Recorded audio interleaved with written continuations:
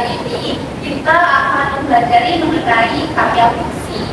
Nah, di belakang kita sudah mempelajari mengenai pengertian, tujuan, manfaat dari karya fiksi, contohnya. Nah, kali ini kita akan mempelajari mengenai unsur karya fiksi dan menemukan unsur karya fiksi tersebut dalam sebuah kutipan. Namun sebelum itu, Ibu akan ada baiknya kita berdoa terlebih dahulu sebelum memulai pembelajaran ya. Silakan Khairul memimpin doa.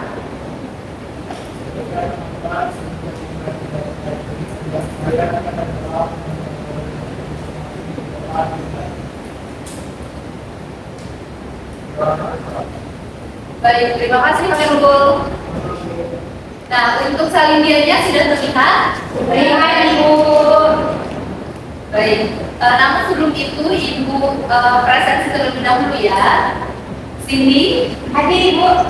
Nurani, hadir. Sylvia, hadir Ibu. Khairul, baik semuanya hadir ya. Nah, hari ini kita akan mempelajari mengenai menemukan unsur karya fiksi. Anak-anak tahu karya fiksi itu apa kan? Tahu. Contohnya apa saja? Cerpen Bu. Cerpen. Novel Bu. Novel. Nah, tadi sudah disebutkan oleh teman-teman bahwa karya fiksi itu contohnya ada cerpen, ada novel. Nah, cerpen dan novel itu memiliki unsur-unsur, ya. Nah, kali ini kita akan mempelajari. Di sini Ibu ada memberikan contoh kutipan tentang cerpen. Apakah terlihat? Terlihat Ibu. Tidak terlihat Khairul? Iya Bu. Kalau tidak terlihat maju ke depan sini ya. Nah, di sini ada nama tokoh cerita yang bernama Randu. Lalu latarnya ada di perpustakaan daerah. Temanya tentang kekecewaan Randu terhadap paman yang bernama Tom. Jadi jalan ceritanya, Randu ini menonton pertunjukan sulap paman Tom. Ia merasa penasaran dengan pertunjukan tersebut. Suatu hari, ia membongkar rahasia sulap paman Tom di depan anak-anak. Ini membuat semua atraksi sulapnya tidak lagi terasa mengejutkan. Lama-lama tidak ada lagi yang menonton pertunjukan sulap tersebut. Hingga akhirnya ia diberhentikan dari pekerjaannya. Randu kemudian melihat paman Tom bermain sulap di jalanan. Keadaan paman Tom terlihat menyedihkan. Randu merasa menyesal dengan tindakannya. Nah, amanat ceritanya itu jangan memperlakukan orang lain. Karena kenapa? Karena itu perbuatan yang tidak baik. Nah, dari contoh kutipan ini, sekarang Ibu tanya. Tadi sudah Ibu bacakan. Sekarang Ibu tanya, Randu ini siapa? Tokoh cerita, benar. Lalu perpustakaan daerah itu sebagai apa? Latarnya di perpustakaan daerah. Nah, tema ceritanya kekecewaan Randu terhadap paman Tom. Baik. Nah, karena jalan ceritanya cukup panjang, jadi itu merupakan jalan ceritanya ya anak-anak yang sudah dibacakan. Nah, jangan mempermalukan orang lain merupakan amanat cerita. Nah, baik, itu benar ya. Jadi sampai sini anak-anak sudah bisa memahami dulu mengenai menentukan unsur karya fiksi dari kutipan yang telah Ibu kita. Paham Ibu? Nah, kalau sudah paham bagus ya. Namun unsur karya fiksi itu sangat banyak sekali anak-anak. Tidak hanya tokoh, tidak hanya latar, tema, jalan cerita dan amanat. Namun juga ada yang lainnya, unsur yang lainnya. Nah, di sini Ibu akan menjelaskan. Namun apakah anak-anak bosan?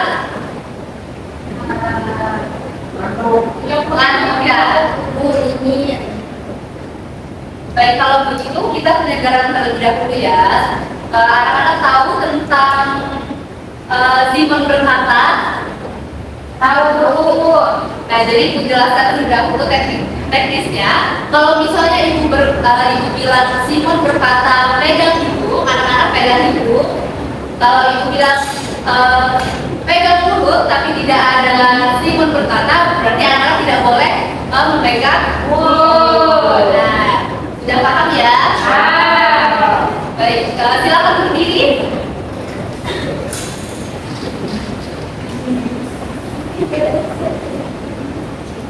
Nah, sudah siap?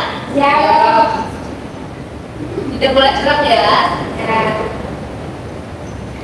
Simon berkata, pegang kepala. Simon berkata, pegang bahu. Simon berkata, pegang telapak tangan. Simon berkata, pegang hidung. Simon berkata, pegang mata. Simon berkata, pegang alis. Ibu berkata, pegang hidung. Simon berkata, pegang baju.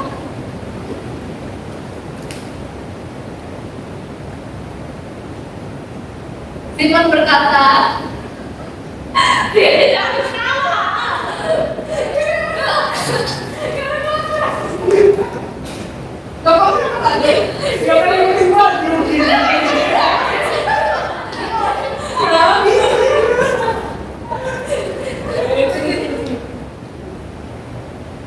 Simon berkata, pegang nentek. Ibu berkata, pegang bahu teman. Baik, sudah ditarik anak-anak. Silakan duduk. Terima kasih. Baik, sudah semangat untuk ikuti pembelajaran kembali. Semangat. Baik, selanjutnya ada tokoh cerita. Ada yang berani untuk membacakan? Ayo, Bu. Ayo, silakan. Tokoh cerita adalah tokoh-tokoh yang ada di dalam sebuah cerita. Tokoh cerita dibedakan menjadi dua, yaitu tokoh utama dan tokoh pendukung.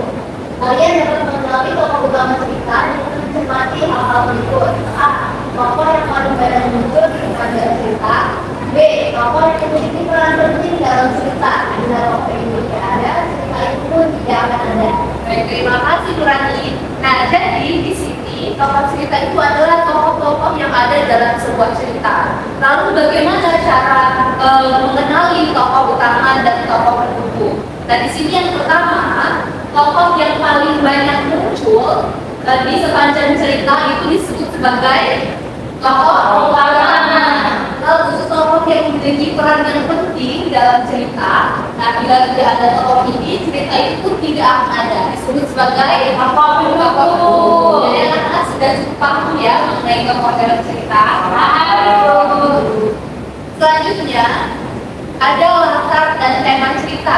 Ada yang berani untuk membacakan tentang latar? Ibu, latar sini. Latar cerita adalah tempat dan waktu terjadinya cerita. Kalian dapat mengetahui latar suatu cerita dengan melihat mana tempat dan waktu dalam cerita tersebut. Baik, cerita sini. Sekarang ke sini. Nah, latar cerita itu adalah tempat dan waktu. Seperti yang dicontohkan tadi, tempat itu di perpustakaan daerah. Nah, perpustakaan daerah itu berarti adalah sebuah latar. Itu ya. Lalu ada tema cerita. Tema cerita adalah unsur pokok dalam cerita. Unsur tema ini yang paling menentukan isi ceritanya nanti seperti apa. Nah, menurut Kamus Besar Bahasa Indonesia, tema adalah pokok pikiran atau dasar cerita yang dipercakapan dipakai sebagai dasar mengarah. Jadi tema itu yang akan menjadi fokus utama dalam sebuah cerita tersebut.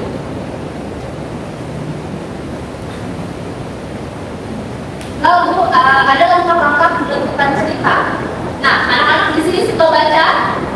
Sudah baca novel atau cerpen apa saja atau mungkin puisi? Ada yang sudah baca? Baca buku. Buku apa salah satunya? Buku Karya Bernie. Apa judulnya? Hujan. Lalu ada apa lagi?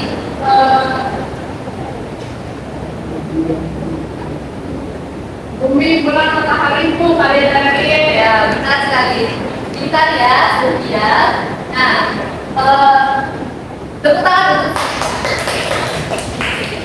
Nah, jadi anak-anak, langkah-langkah menentukan cerita itu kita harus membaca terlebih dahulu keseluruhan dari cerita tersebut. Contohnya dari Sofia sudah membaca novel yang judulnya Hujan dari Nah, membaca keseluruhan tentang novel Hujan itu akan membuat Sylvia memahami isi yang ingin disampaikan oleh penulis. Lalu yang kedua, mencermati paragraf pertama dan terakhir.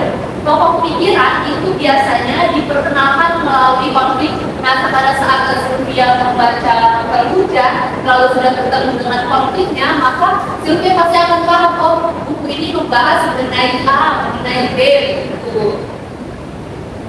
Nah, lalu di paragraf terakhir itu merupakan penulis menutup ceritanya dengan sebuah pesan atau peristiwa yang memberikan makna. Tadi kalau bisa memberikan makna itu disebut apa? Amanat, ya. Nah, yang contoh dari amanat tadi yang pertama di kutipan itu jangan mempermalukan orang lain dari cerita Randu. Lalu yang contoh yang kedua ada perbuatan yang amanatnya perbuatan yang dilakukan secara tergesa-gesa itu dapat membawa akibat buruk bagi orang lain.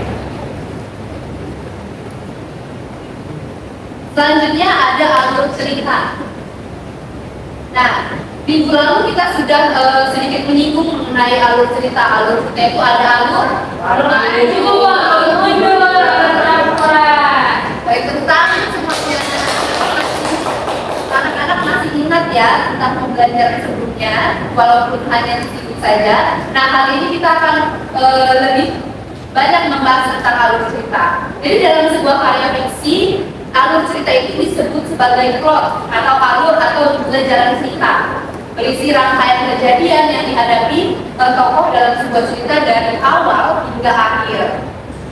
Nah, tadi alur kita sebutkan ada 3. Yang pertama alur maju. Alurnya ini diawali cerita kejadian masa kini dengan konflik datar. Pada bagian tengah konfliknya akan makin memuncak dan di akhir baru ada penyelesaian. Nah, yang kedua ada alur mundur, alur yang dibuka dengan penceritaan kejadian masa lampau. Misalnya cerita tentang penjajahan. Nah, misalnya pada saat ini masa lalu penjajahan Belanda itu seperti ini diceritakan oleh seorang kakek kepada cucunya, misalnya seperti itu. Nah, lalu yang ketiga ada alur campuran, alur yang mencampurkan kisah kejadian masa kini dan masa lalu secara bergantian. Misalnya perbandingan antara masa lalu dengan masa yang sekarang. Baik, itu saja ya anak-anak pembelajaran hari ini. Namun sebelum itu Ibu akan bertanya terlebih dahulu kepada anak-anak semua. Bagi yang bisa menjawab, silahkan berdiri lalu menjawab pertanyaan itu ya. Nah, unsur-unsur dari karya sastra itu apa saja? Ada yang bisa menjawab? Silahkan Vero. Silahkan berdiri. Menurut standar sastra itu ada alur, wisata, tokoh, penemuan, amanat. Dan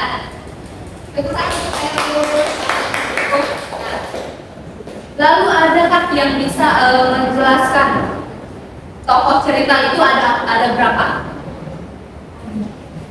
Langsung berdiri yang bisa menjawab.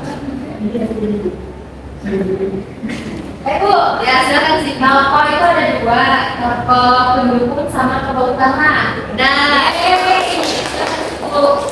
lalu untuk alur ada 3. Alur apa saja? Bu, Silakan Sylvia. alur itu ada 3, yaitu alur maju, alur mundur, dan alur campuran. Ya benar. Baik, jadi itu ya anak-anak pembelajaran hari ini. Namun sebelum itu Ibu akan memberikan tugas saat tadi setelah dijelaskan cara menentukan unsur karya fiksi. Nah, itu sudah mengirimkan ya di Ibu salah satu kutipan novel, jadi anak-anak bisa menentukan yang mana tema, tokohnya apa, siapa saja, lalu alur ceritanya bagaimana.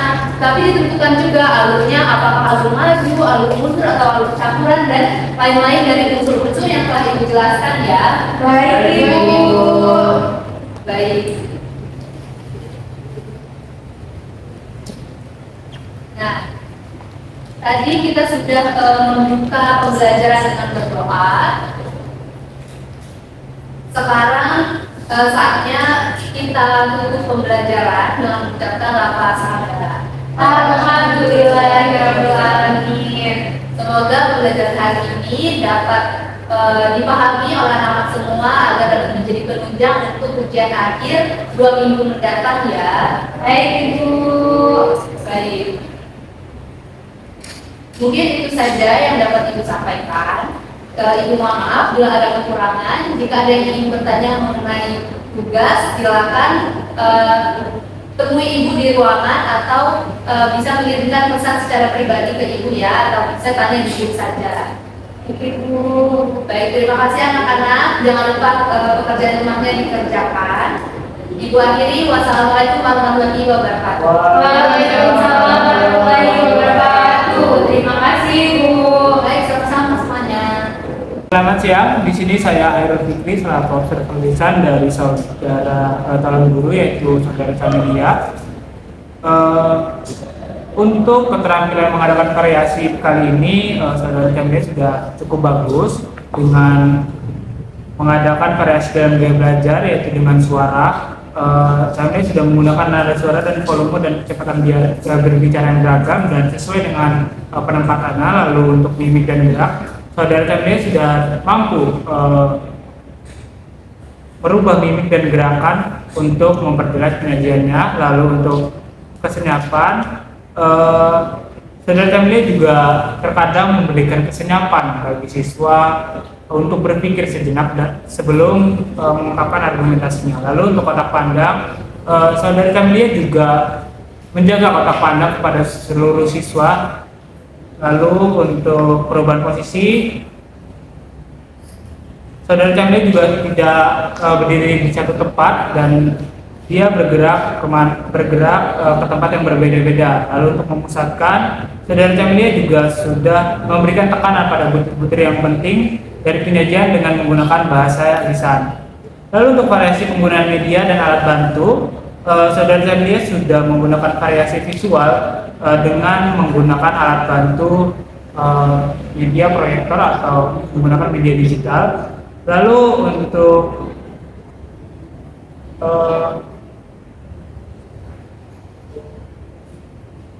variasi pola interaksi kepada siswa, Camelia juga sudah memperkenalkan perubahan dalam pola interaksi antara dia dengan siswa dan juga menganeka-ragamkan kegiatan belajar siswa yang terlibat. Mungkin cukup dari saya akhiri, selamat siang.